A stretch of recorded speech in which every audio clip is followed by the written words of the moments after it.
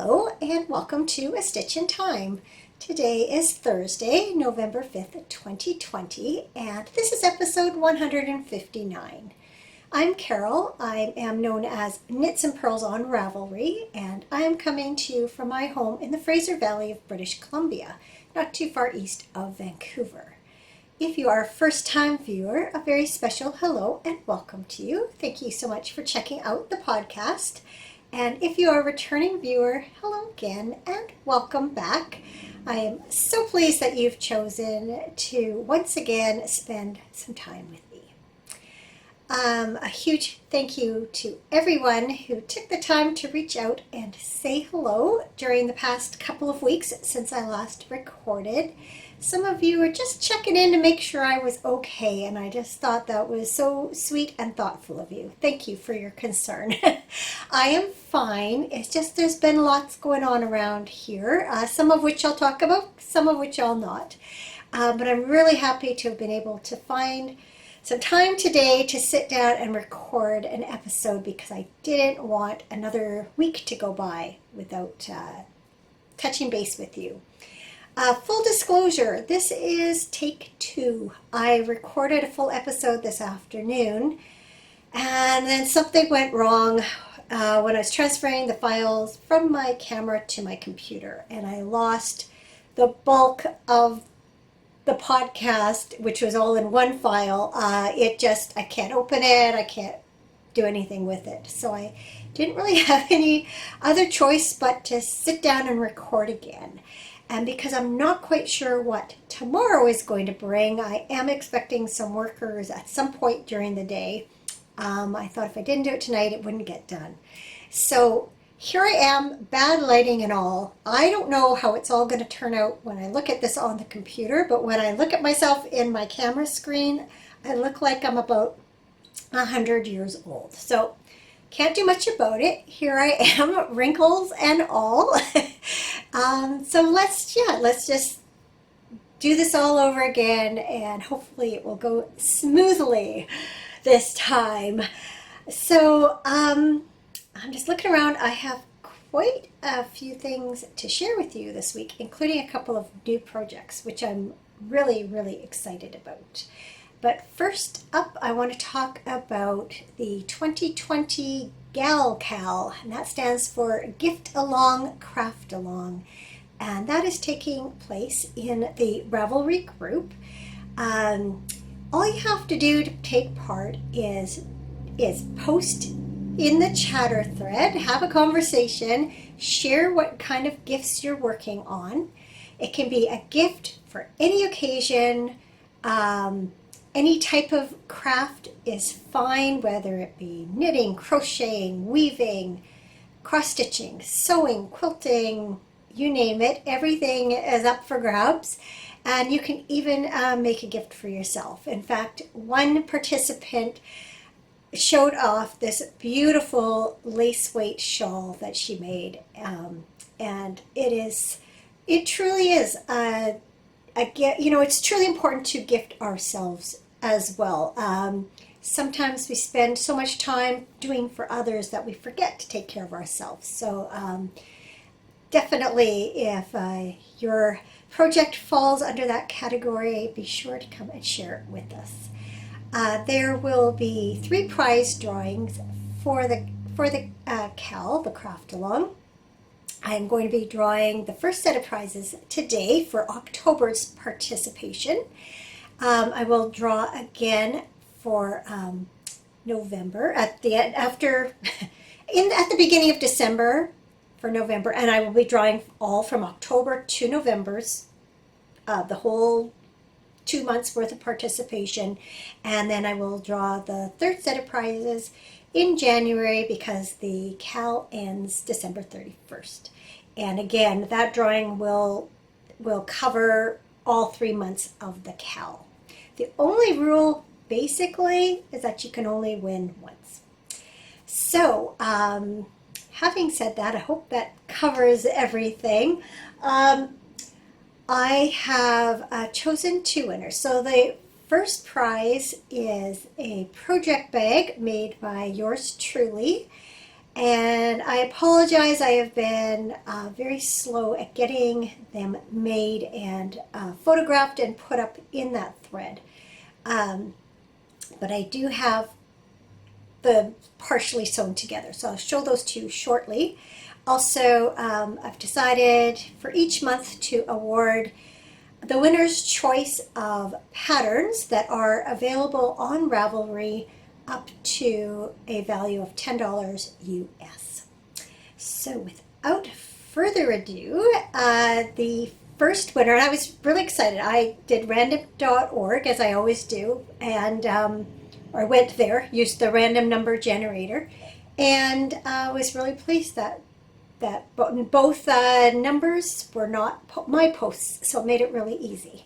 So the first number that I drew, or that the thing generated for me, was number 71.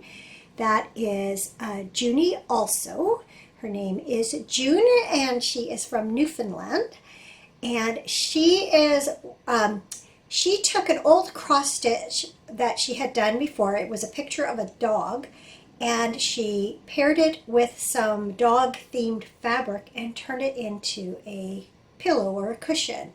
I thought that was such a great use of cross stitch. I know I have a number of them that either are finished or started, but not framed, and I'm not even sure where they're going to go because I have I'm running out of walls. I thought that was such a great use of a cross stitch project. So lucky recipient there. And so June, you have won a project bag, and I have chosen three of the prints that are three combinations that I'm going to put up for grabs. So they're not sewn yet, but I will show you your choices. So because you've gotten drawn first, you get first choice, and then the next month's winner can choose between the remaining two, and then the third winner will get the final one. So this is your first choice. It is this fabric with woodland animals wearing knitwear. So it's black with a white bottom to the bag. Second choice is the same print on a beige background, and it has a red bottom. And then the final choice is these, what are they? Deer, I guess, in sweaters. And it's this light blue background with a black bottom. All of the bags will be lined with white, and they have red ties. They are about a sock project size bag, or a one skein shawl, or even you could probably even fit two skeins in there. So June, please private message me on Ravelry with your full name and mailing address, and as soon as I finish sewing up your bag, I will get it in the mail to you. So let me know which one of those prints that you would like. And then the second winner was post number 4, M Mob. That is Margaret from Ireland, but because I've had numerous conversations with Margaret over the last probably year or so, I know that Margaret splits her time between the United States and Ireland, and she is currently in the United States, riding out this COVID-19. So Margaret is working on a beautiful butterfly, or cross stitch of butterflies. It's really pretty. So Margaret, please also private message me on Ravelry with your choice of pattern, and I will gift that to you as soon as I hear from you. So congratulations to our first two winners. I'm so pleased at the response that I've had to this craft along. Seeing faces I've never seen before, and it's great to get to know some of you. So thank you so much for taking part. And if you're interested, just come by the Ravelry group and introduce yourself and show us what you're working on. Okay, let's move on to the knitting. So I have a finished project this week, and it's one of my own gifts that I've been working on. This is what I call Socks for a Trivial Mind. They are a pair of socks for my sister's birthday, which is later this month, and they are knit from Fiber Nymph Dye Works Swoosh 2.0 in the So Very Trivial colorway. And the colorway is inspired by the colors of the game pieces in the game Trivial Pursuit. My sister has a real head for trivia. You definitely want her on your team. And I thought she'd get a kick out of these socks. So I'll bring them in a little bit closer, show you detail. So it is a top-down sock 1x1 rib instead of my usual 2x2. Plain stockinette. As you can see, I did an afterthought heel, and I always do that by putting in some waste yarn. I knit half a row with waste yarn where I want the heel to go. Then I keep knitting for about another inch and a half, and then in this case I took yarn from the other end of the ball and knit the heel. Then I carried on the rest of the foot and did my usual rounded toe. So they turned out pretty close together. The heels, whoops, the heels are practically identical.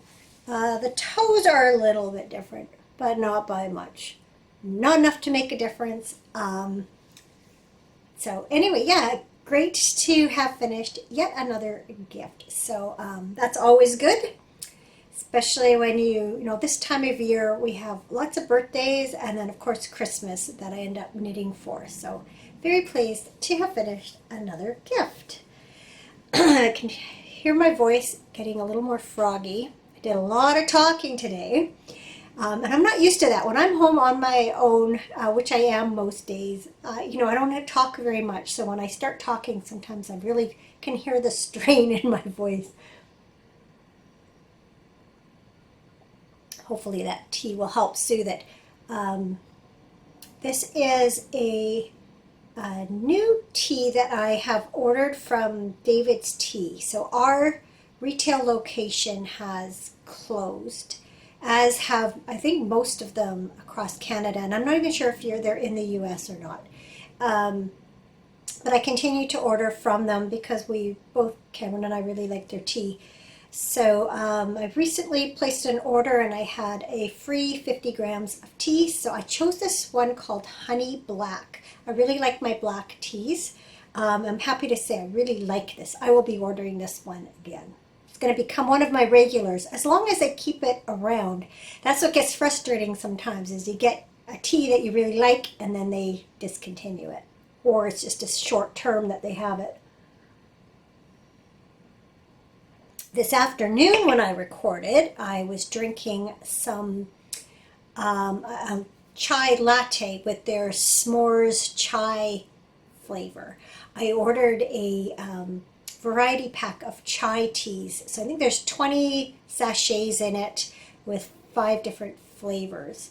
Or did I already say that? Anyway, I don't know if I've had it before, but it was very good. So I do enjoy chai over the fall and winter months. It's just that spice just speaks of fall and winter as far as I'm concerned. And I really like them done into lattes. Okay, that's it for finished projects, although one of my works in progress is that close to being finished. It is not this next one. The next one I have to share with you is the first sock of my Father's Day socks, number 3. So as you can see, I have finished one of these pairs.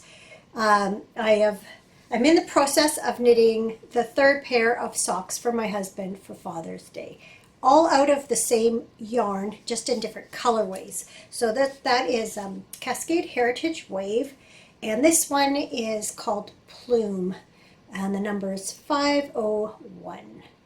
So as you can see, the yarn has long color repeats, and it's done, it's like a marled yarn.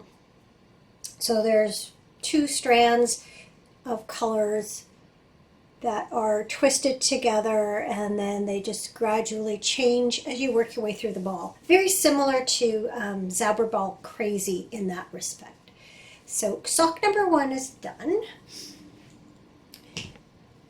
That's what I've left of the skein, which means I'm quite a ways done on sock number 2. In fact, I have done the heel flap, and I'm currently working my way down the gusset. So this is a top-down sock, also 2x2 rib, 72 stitches. I don't think I mentioned these are a 60 stitch sock. Yeah, 72 stitches, traditional heel flap and gusset will be a rounded toe, or I guess it already is. And this one will be too. Now I thought it was really interesting. Can you see that abrupt color change there? Hopefully the light picks that up. Really noticing weird light right now. Yeah, there you can see it.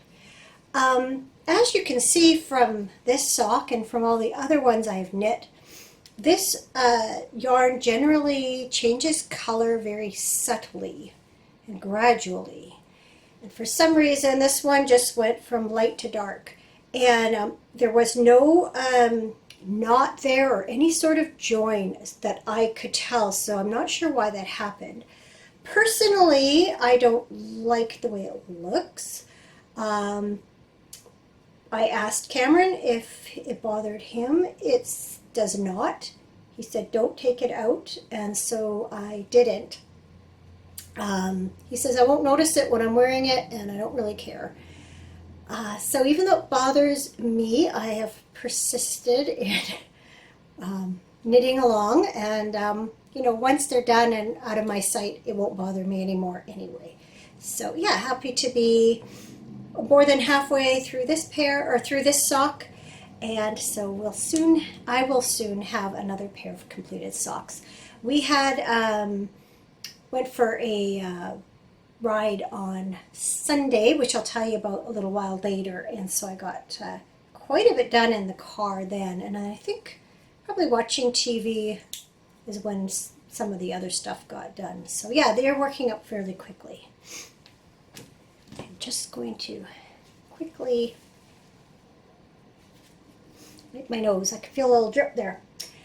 That's not attractive. Let's see.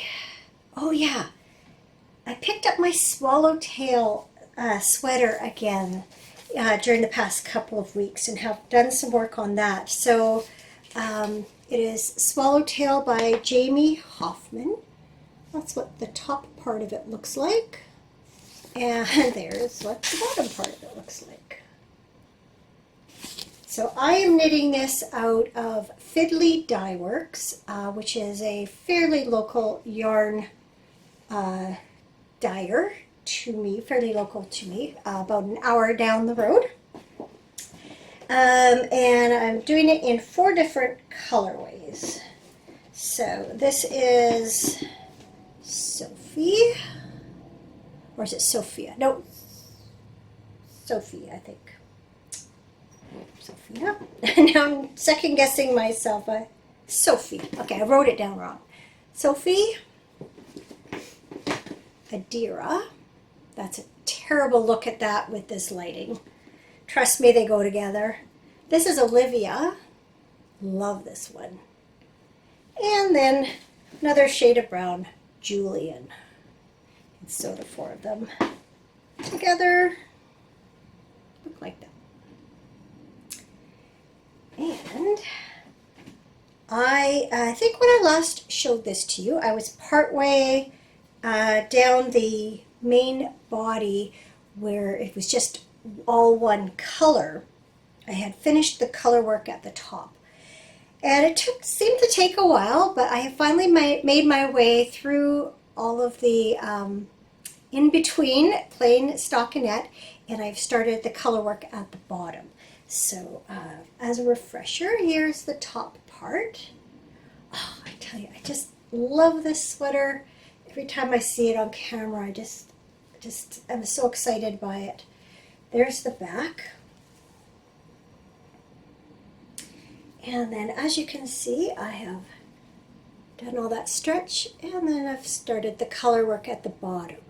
So I am ready to change from the main color and the contrast to this color here, the Adira. So I think actually the color work basically from what's here gets turned upside down. So it will look something like that when it's done, I think. I can't remember.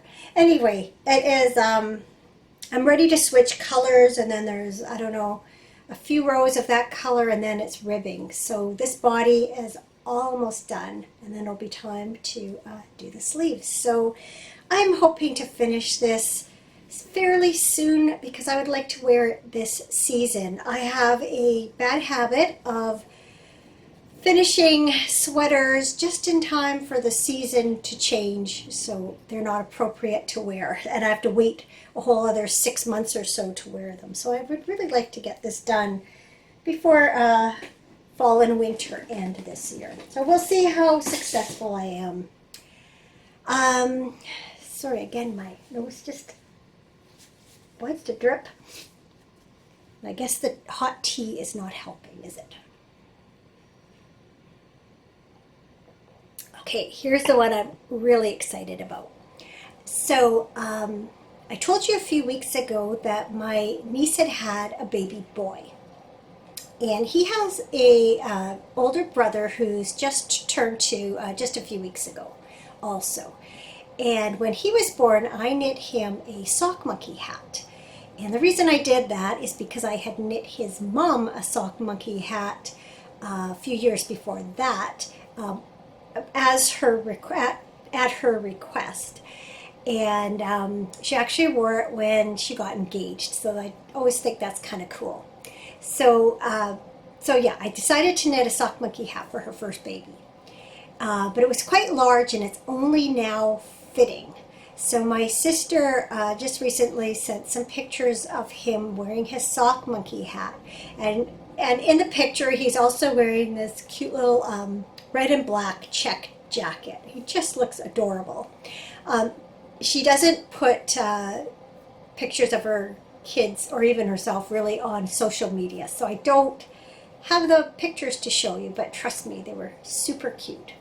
So I started thinking about what I was going to knit for the new baby, and I sort of thought, I wondered if there was such a thing out there as a sock monkey sweater. So I got on Ravelry, and sure enough, I think there's more than one, but the one that really caught my eye was by Nicole Montgomery.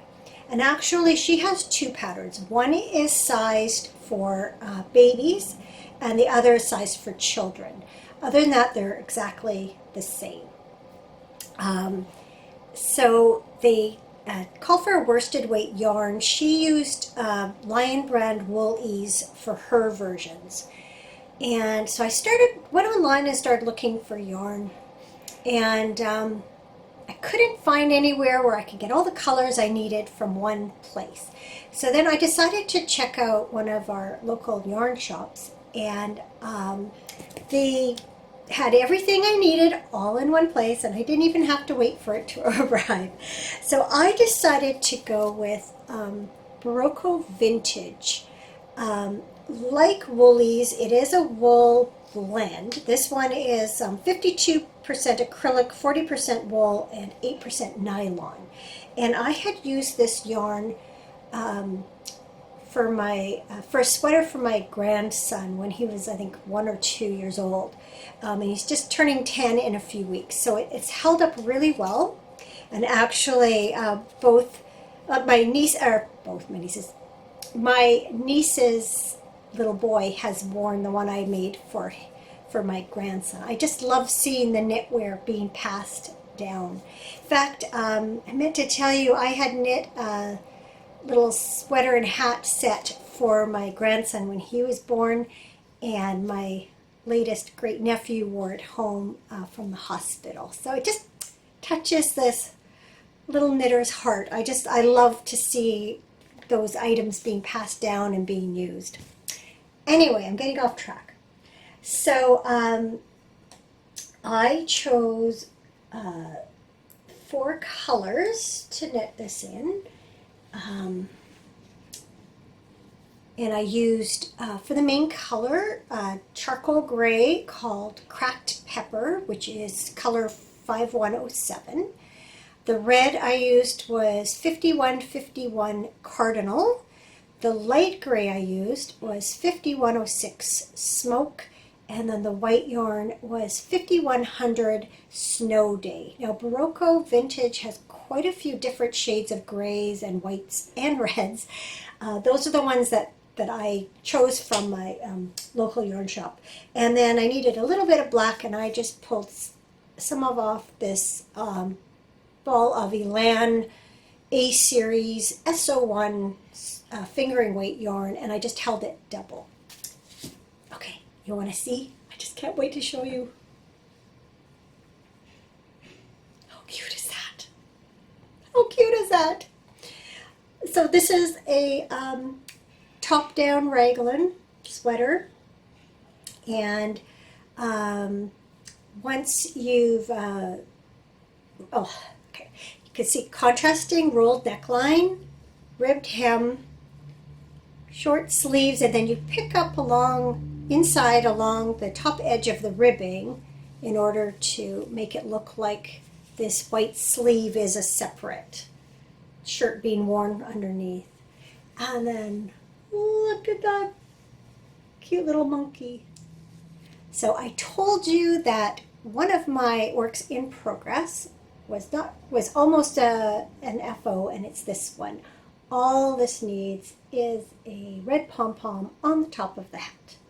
I've been kind of avoiding it because I'm not very good at pom-poms. I have trouble making them thick enough.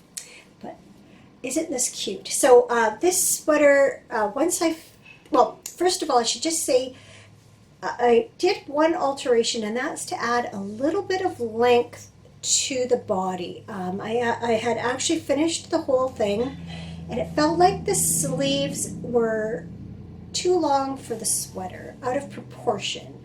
And so I took it back, added about 3/4 of an inch more of the gray, and then redid the ribbing. And I'm much happier with how that turned out. One, I guess, criticism I would have of the pattern is that it does not have a schematic.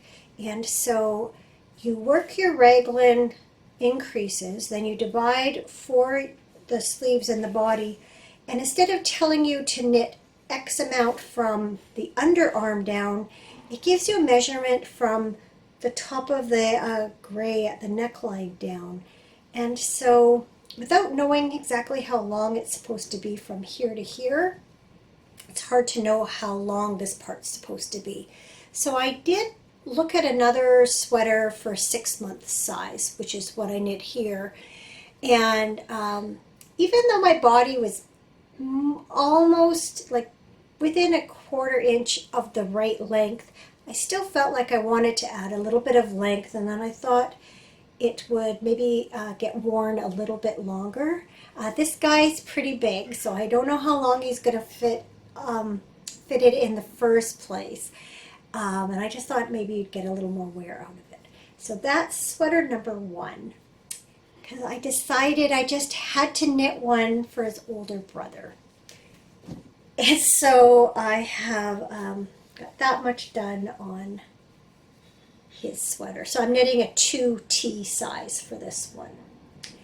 And the pattern offers 2 options for the monkey on the front. You can do the duplicate stitch monkey like I did on the first sweater, or you can knit an intarsia patch and sew it on after, which is what I decided to do for the second one. So again, the hat needs a red pom-pom. Other than that, the patch is done. And there are a couple of ways that you can attach it to the front of the sweater just to sew it on, or you can use red yarn and do a crochet around it as you attach it to the sweater. And that's what I'm going to do. So there is a picture of that in the pattern I could show you.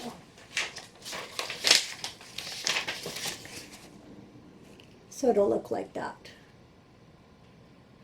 So I've never done intarsia before, or not like this anyway. I know I've knit a baby blanket in the past where you worked on the border on this side with one skein of yarn. You worked some, I think, slip stitches and color blocks across, and then you had another skein of yarn to work the side border. So I've done that, but I've never done like a little picture or anything like that. So it was definitely a little bit of a learning curve. You're definitely juggling a lot of yarn ends.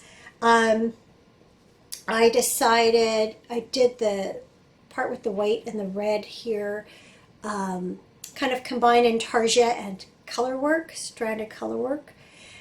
Sadly, even though I put a color catcher in the water, the red did run a little bit into the white when I washed it, but that's okay. It's not super noticeable, and it is what it is.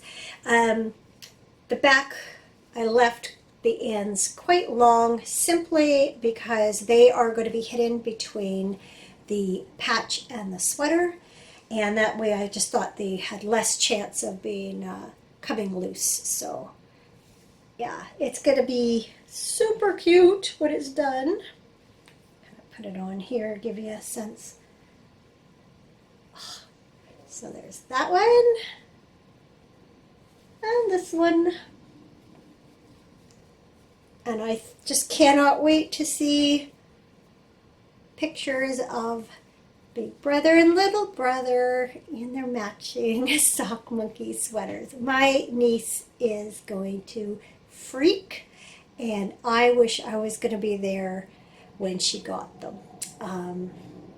Unfortunately, that's not going to happen. I will pass them along to my sister to pass along to them, to her and her husband and the kids, because, it's COVID time and that's just the way it is right now. But I cannot wait to hear her reaction because I'm just so excited about it. So I still need to knit a baby gift for my other niece's baby. She had a daughter that was born at the beginning of the year. So I've got to get cracking on that. But as soon as I thought of this and saw the pattern, I just could not help but cast it on right away. So I do have the yarn and the pattern for the other. As soon as that's done, that's the next gift that's going to get started. Some acquisitions this week. I think I said something about this last podcast that we have Knit City here in Vancouver, and it didn't happen this year because of COVID. And even though they didn't do a virtual marketplace like a lot of knitting festivals have, they did they were selling some Knit City merchandise, some special colorways of yarn and some project bags and other things. So I took advantage of that, and I got this year's bag. So virtual Knit City, and then at the bottom says, "Be kind, be calm, be safe, Dr. Bonnie Henry." And I know I've talked about her before. She is our province's health officer who has just been a force of calm through this pandemic, which sadly is kind of, I wouldn't say spiraling out of control, but the numbers are rising and rising big time, and it's scary stuff.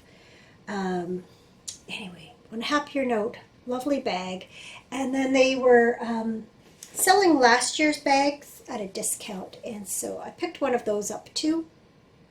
And then my daughter is the one who had told me about these, and we were texting back and forth, and she had ordered one of this year's bags and some yarn. And then she said, "Oh, I wish I'd ordered one of last year's." And I said, so I decided to order one for her. So that will be, I have another one of these for her. So yeah, I really like this one. It looks so Canadian with the maple leaf. I really like that design.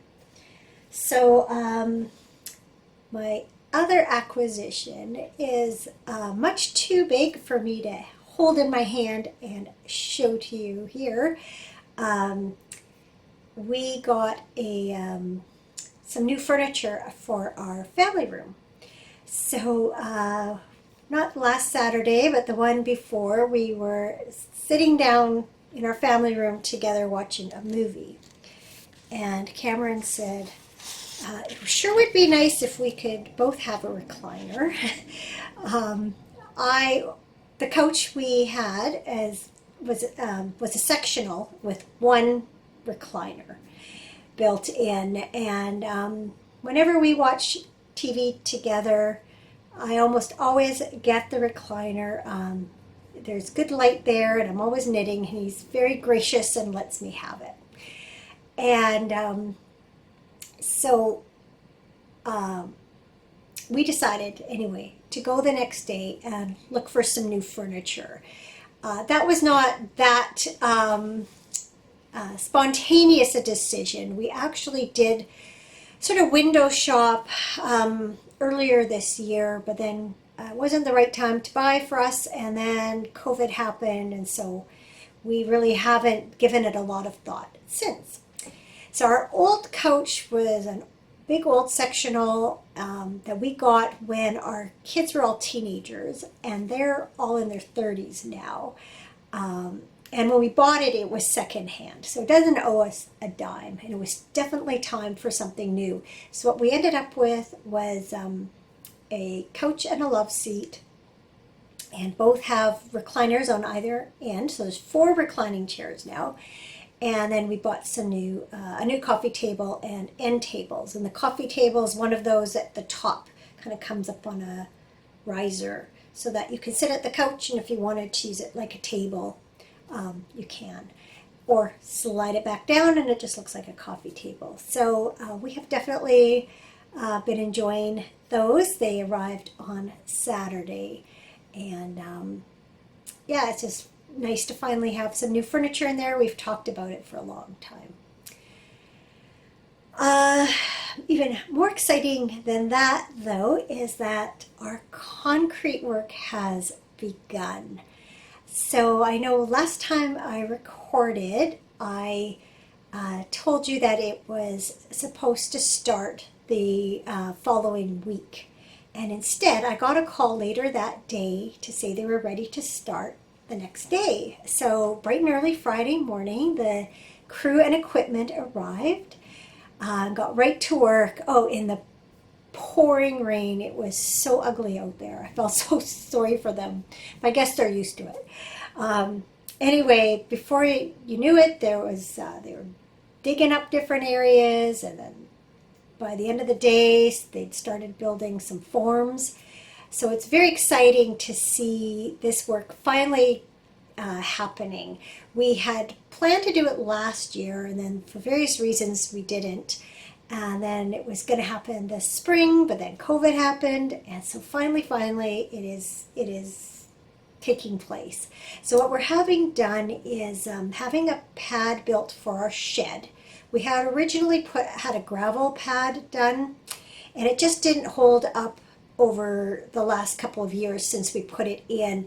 It settled more than we realized it would and shifted, and that made the shed, which is a resin one that you put together, it kind of messed with how it was sitting.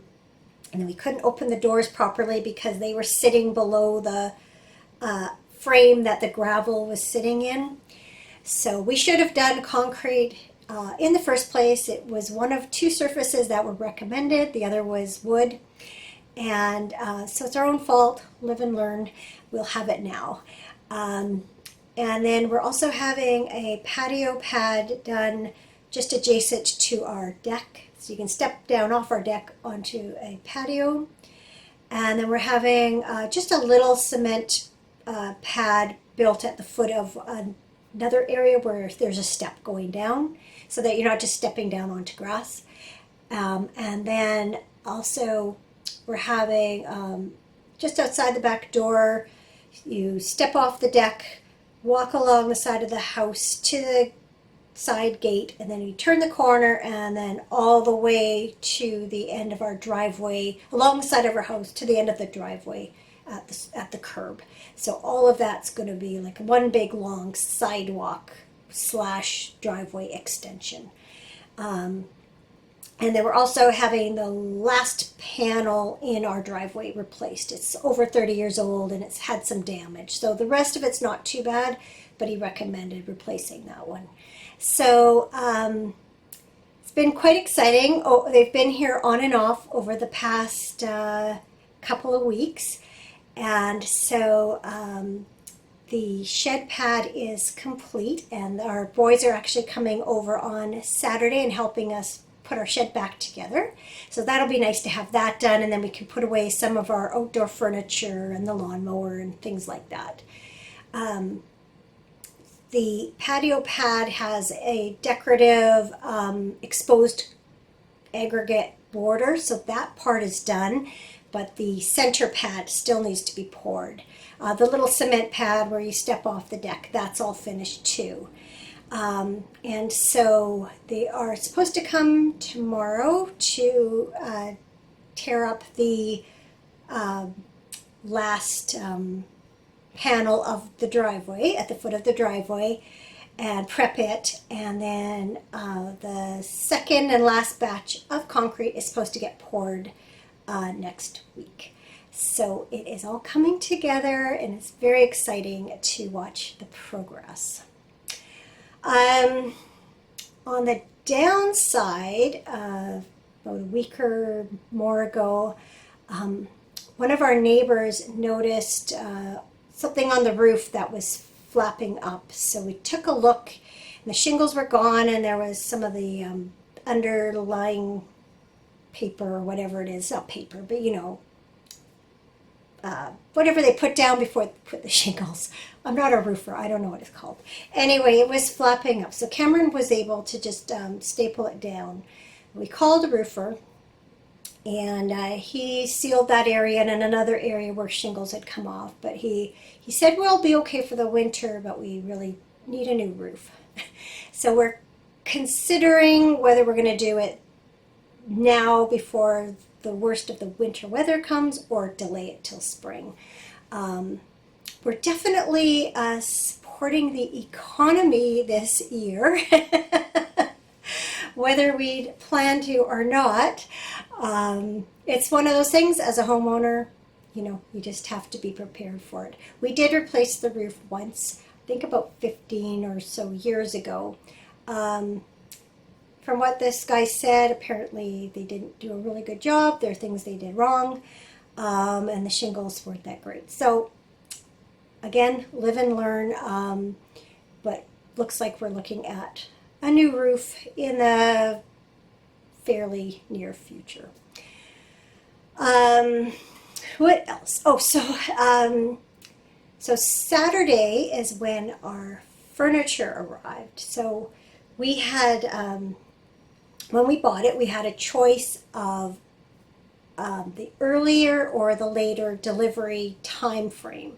So we chose the 11 to 2 because we had some errands to run in the afternoon, and we wanted to go over to our daughter's place to see the kids. It was Halloween. We wanted to give them their treats and see their costumes and stuff. So that morning, Cameron took our old coffee table over to our older son's place, and then helped our younger son dispose of his couch, and then move our old couch into our younger son's place.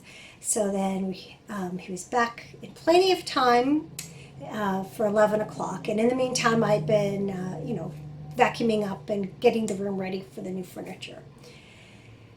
So, it was hurry up and wait time. So I was knitting actually on, was working on, or just turned the heel on this sock. So I was working on this sock. I was, I think Cameron was reading, I was knitting, we had some lunch. And then like 2 o'clock came and went. He's like, okay, cut them a little slack. Maybe they're running behind. And decided to give them till 2:30. Called the store. Oh, they're just loading it now. They'll be there soon. So by the time they came and delivered and everything, it was 4 o'clock. So we were not impressed. So instead of getting some errands done first, we went right over to our daughter's place, saw the kids. That was great. They had their yard all decorated up really well, and they had it really well organized for trick-or-treating. So they had PVC piping that they had set up at the top of their stairs, and then the kid would stand at the bottom of the stairs and they would put a treat through and comes out the other end into the kid's bag. So it was all very socially distant. They had arrows going, come in this way, leave this way, and only one group at a time. So it was really well organized. Our younger granddaughter was a witch. Our grandson was a pizza. That was last year's costume also. Except when they went to the Halloween store, and he was obsessed with every weapon there was. So he got to buy an axe. So he was going to be a slice of pizza carrying an axe because he's a almost 10-year-old boy. And then our older granddaughter was kind of like a ghost bride. She had creepy makeup and white dress with veil and flowers. She looked really good. So it was fun to see them, see they're dressed up. And then we hightailed it over to the grocery store and then back home. And as we got home, we could see some trick-or-treaters just starting.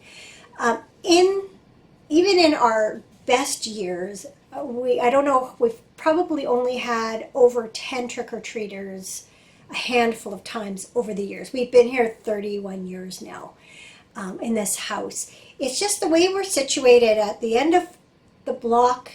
The road turns a corner, and then there are no fronts of homes for several blocks. You walk along a fence line, and it's the backs of several townhouse complexes. And so a lot of people don't bother trick-or-treating on our block because there's nothing beyond it. Plus, there's not lots of kids that live on this block anymore. So we weren't expecting very much, but we did get some treats. And I wasn't sure how I was going to do it, but I decided I just would wear a mask, and I had our long barbecue tongs. And so I just handed out the treats like that. As it was, we only had one group of trick-or-treaters, 3 kids. So worked out fine. It was kind of disappointing.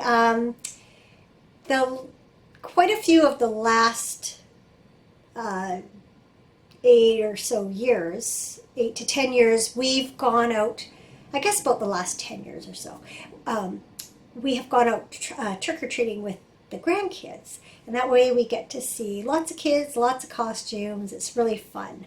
But this year we decided that we were staying home. So, it was kind of, all in all, a pretty low-key Halloween, which we actually, expected. But it was just beautiful weather for it. It was clear, dry, not too cold.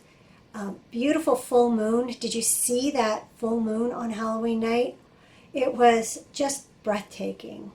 So just perfect weather for Halloween. Perfect conditions for Halloween this year.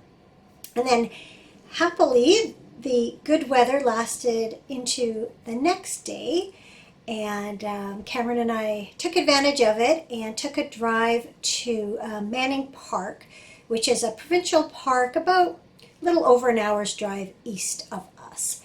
and we had a picnic, and then we walked around, or walked partway around Lightning Lake. So if you've watched for a while, I think it was a couple of years ago that we did the same thing, and I took some footage of it. And it was also in the fall, but I think it was maybe a little bit earlier in the season, because I remember the colors being much better. Where now the leaves are pretty well done, they're past their best, and they even had snow on the ground, and it was quite icy in a few areas. Um, so I did record our walk, and so Lightning Lake's quite long, and there's a bridge, oh, maybe halfway down it where it narrows. And so we just walked to the bridge, across the bridge, and then you come up the other side, but there's a couple of arms of the lake that you have to walk around to get back to the day use area, which is where we started out. So we didn't go all the way to the very end of the lake, but we went about halfway down and across and back. So I think I was reading that the full loop is supposed to take about 2.5 hours, and it took us about 2 hours to do this part, but that's because I was stopping every few minutes to take pictures or film some video. So I'll put a few pictures in here as I'm talking. So for those of you who are interested, I kind of put our little walk video clips of our walk together. I kept saying that very well. I filmed some footage of our walk, which I will put at the end of the episode. But for those of you who don't want to see that, here are a few pictures that will give you a taste of what we did and saw. What else was I going to talk about? Oh yeah, I know I mentioned we had our provincial election that took place about a week and a half ago. And so our current premier was reelected very handily. Current premier, and this is now I don't know if they've had mail-in voting before. This is the first year we have taken advantage of it, and those votes those counts are delayed. And so for most ridings, most electoral districts were decided on election night by the turnout, in-person vote. Now, where I live, there are 2 ridings. We are in one, and that one was enough of a numbers difference that our MLA or member of the Legislative Assembly, our representative, he was chosen, or it was clear who won that. But my 3 sisters, where they live, are in a different riding, and theirs is still up in the air and still to be determined by the mail-in voting. So it was kind of interesting to see that play out for the first time, because normally you pretty well know election night or the day after who's won. And then, of course, there is the U.S. election, which took place on Tuesday. So Cameron and I that evening sat and watched the coverage on TV, both of us reclining on our new furniture, until it was just too late and we had to go to bed before finding out who won. And here we are. It's Thursday evening now, and as of the time of this recording, the results are still up in the air. So it's a good thing we didn't stay up later than we did. So it'll be interesting to see how things play out in the next couple of days. And I'm sure my American friends are watching very closely, as frankly is the rest of the world. Because face it, what happens in the United States has an impact on all of us. In the immortal words of Walt Disney, it's a small world after all. So yeah, be interesting to see how that plays out. So I think that is it for today. I am not quite sure what's going to happen next week as far as recording goes. Wednesday is a federal holiday here, Remembrance Day. And then we're supposed to get our concrete poured sometime next week. So, pardon me, it's not something I can really do. I can't really record when people are here. Partly because I'm at the window every 5 minutes checking out what's going on, and also not really sure how noisy it's going to be, and not sure if someone's going to knock on the door and need me. So next week's up in the air, but if not, then I'm hoping to record the following week. I'd really like to get back into a weekly schedule. This last few months, for one reason or another, it hasn't really been as often as I would like. So I'm hoping to get back to a weekly routine. But if I do not see you next week, hopefully the week after. And so take care until then. I hope you are well. I hope you stay well, stay healthy. Thank you so much for watching, as always, and hope to see you again soon. Bye. You're greedy too.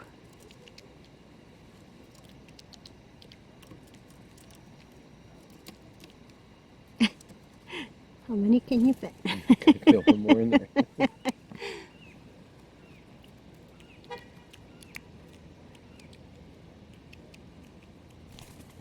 you brave enough to come up on the table? Yes, you are. Hello. Sit really still. This one's more nervous. Come on, there's peanuts here for you. Daddy's scared him. Come on, we won't hurt you. There you are.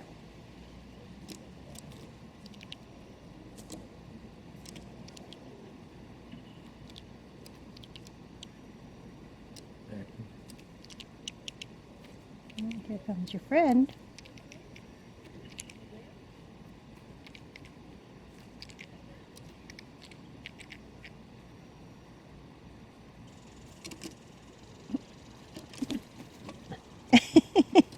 That's a little bag going.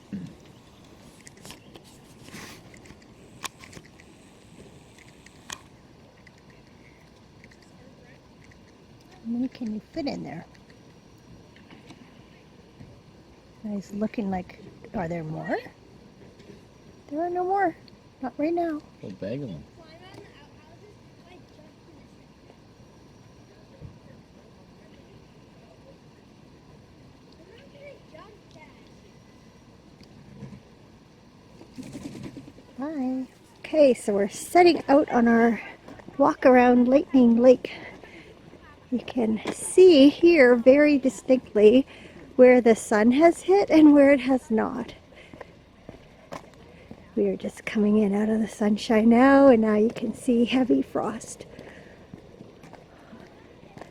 on both sides of the path.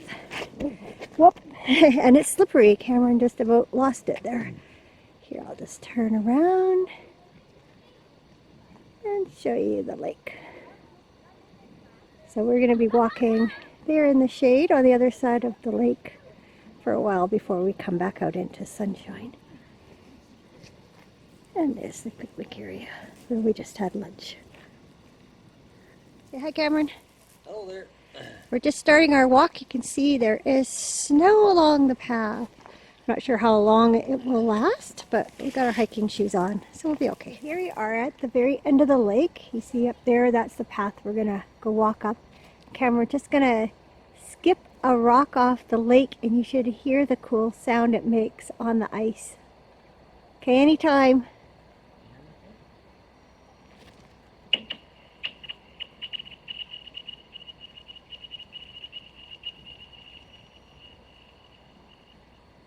Not the coolest? Correction, we did not walk up there. We walked at the foot of it. It just looks like maybe it's a deer trail or something up the top of it. Okay, one more correction. That is a trail, but it's going to Frosty Mountain, which we are not. Here's the view from the end of the lake. Right across there where the sun is where we had our lunch.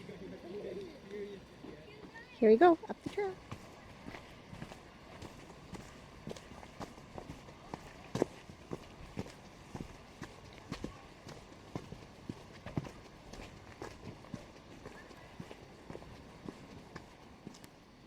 You can see all this old man's beard hanging from the trees here.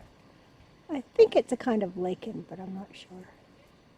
We've just walked down by the lake here. It's half frozen, but there's some kind of bird there in the water. I'll come in close. Whoops. I'll come in close, see if I can capture it.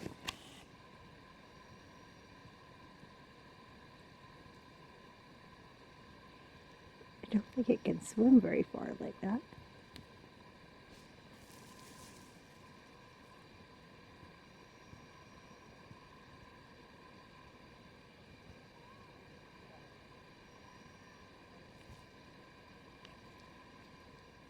So we've reached the end of the first lake, and you can see through the trees there is the Rainbow Bridge. So we're going to go across that and then make our way back the other side of the lake.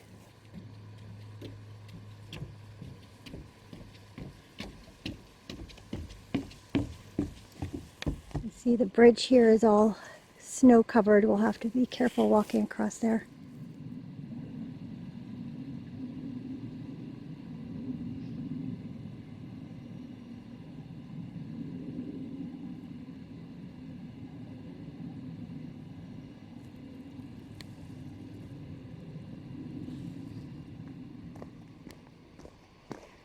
These picnic tables look so sad with their tops missing.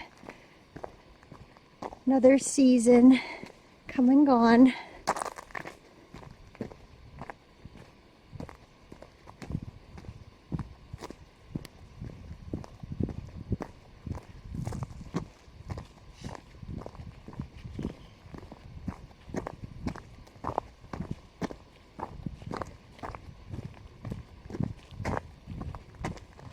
Looks like winter here. A lot more snow over on this side of the lake.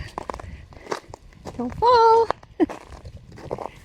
We're going back into the woods now. Make our way along the lake again.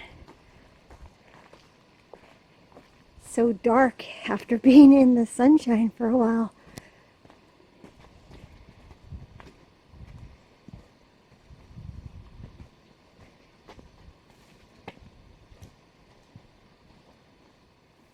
I think that is Mount Frosty there, and this is just opposite of where those picnic tables were. We've come around about halfway around that little bay or arm of the lake. It's colder here in the dark, cold forest. Back to a little sunshine on this side of the lake. Good thing, because it was getting a bit cold back there in the darker part, shadier part. Easier walking too. The snow was covering a good part of the trail back there too.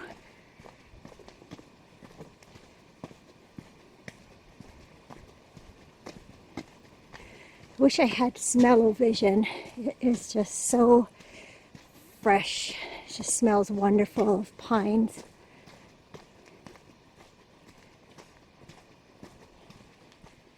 The end is in sight, but first we have to walk around another bay to the left of us here.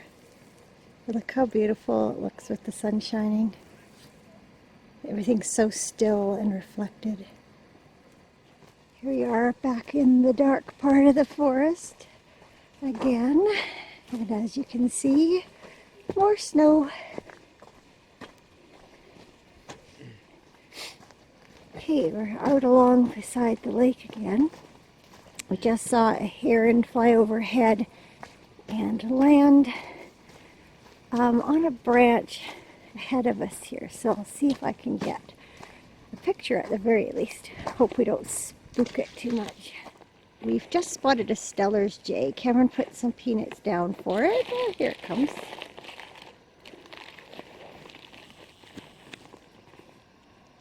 That's the kind we have back at home. Oh, a whiskey jack has also spotted the peanuts, and here it comes. Yeah. So speaking of bird watching, we spotted a heron flying overhead, and it has landed over there around the curve of the lake. So if it's still there when we get there, I will get some footage. I did manage to get a couple of pictures zoomed in close, but look, this little bay here, it is just beautiful.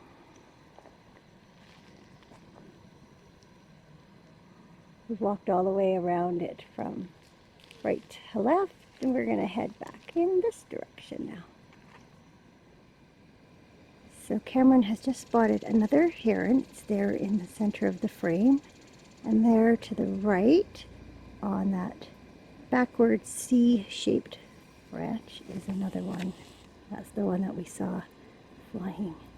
So hopefully I can get a closer look once we get up closer to them.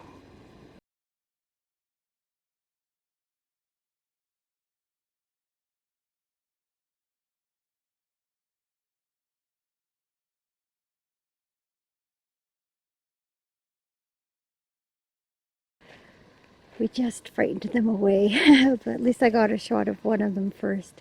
Here we are on the path looking back. There again you can see Mount Frosty and the bay that we've just walked around.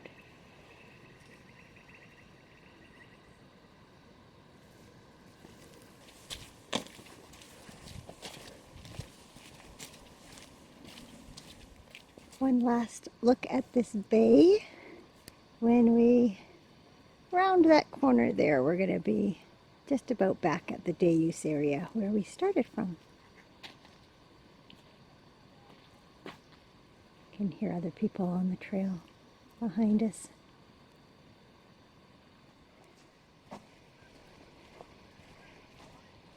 And here we are back at the day use area again and the parking lot. I hope you enjoyed this little walk around Lightning Lake with us. One last chance to feed the birds.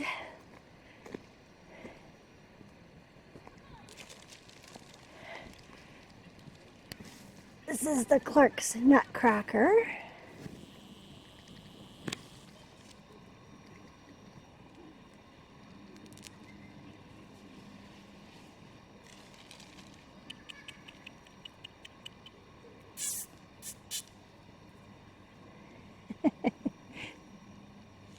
They're well trained around here. Here comes a whiskey jack, I think. Oh.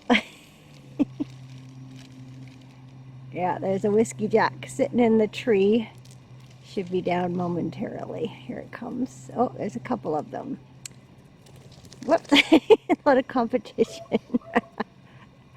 So this is a gray jay or a whiskey jack, or I've heard them called camp robbers also.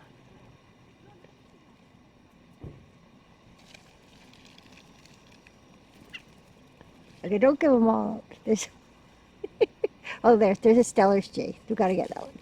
There's another Stellar's jay. Oh, it's a little bit more timid. Hold. Oh, here it comes back. Oh. They are quick. He's chicken. Very nervous, but he wants some peanuts. Here. We come over here, Cameron, and then he can get them there. They're so pretty with the bright blue. I love these birds.